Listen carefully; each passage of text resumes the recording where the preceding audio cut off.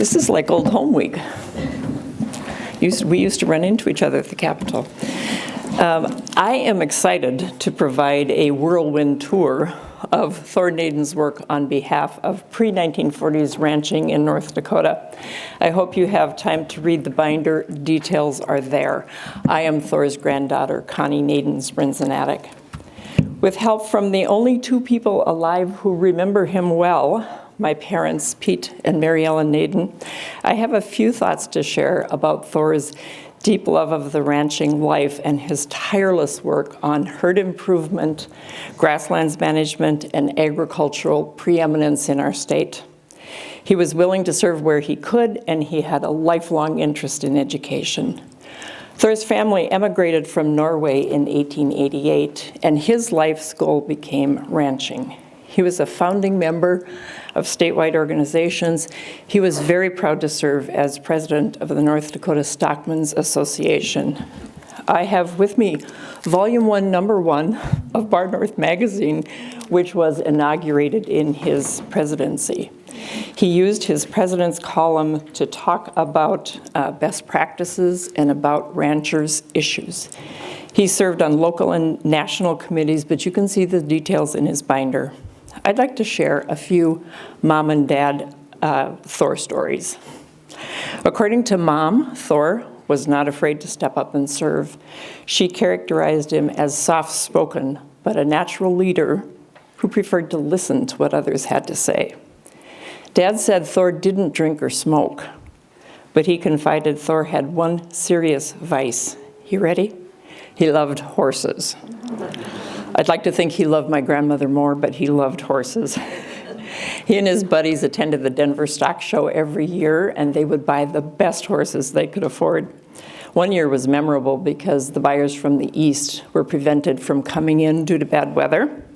Dad said that year, the North Dakota boys cleaned up on the good horses. I can attest to his love of horses when I look at his 1934 ranch record book, where he lists the acres owned, the acres rented, the forage crops, the livestock, the cattle and sheep, and every horse by name.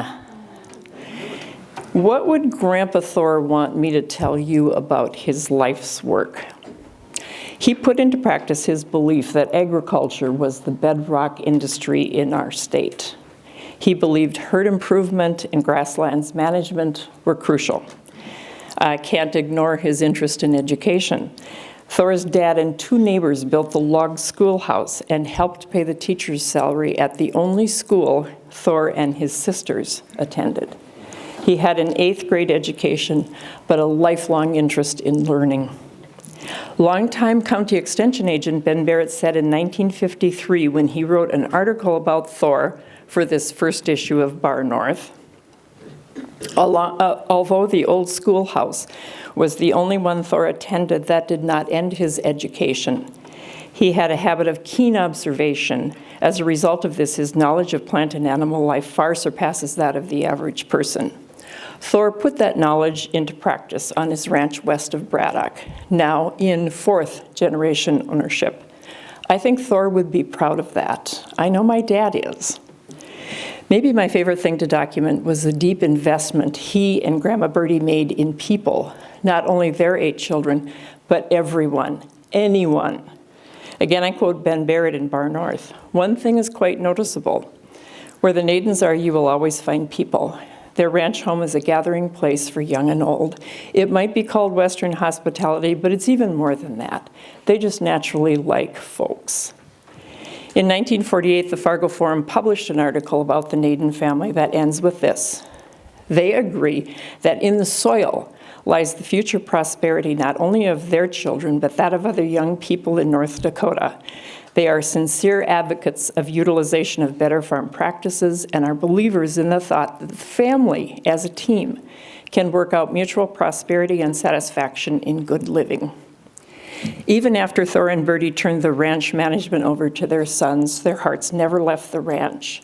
Their dedication to living and championing the ranching life and their lives of service and hospitality built a legacy that continues to this day. I was 3 when Grandpa Thore died. I don't have a memory of him. I don't recall the sound of his voice. But I am grateful to the North Dakota Cowboy Hall of Fame for establishing this program. It has given me a chance to explore his work on behalf of North Dakota ranchers. I believe I have found his voice in his legacy of service, best practices, and continuous education. Thank you for your consideration.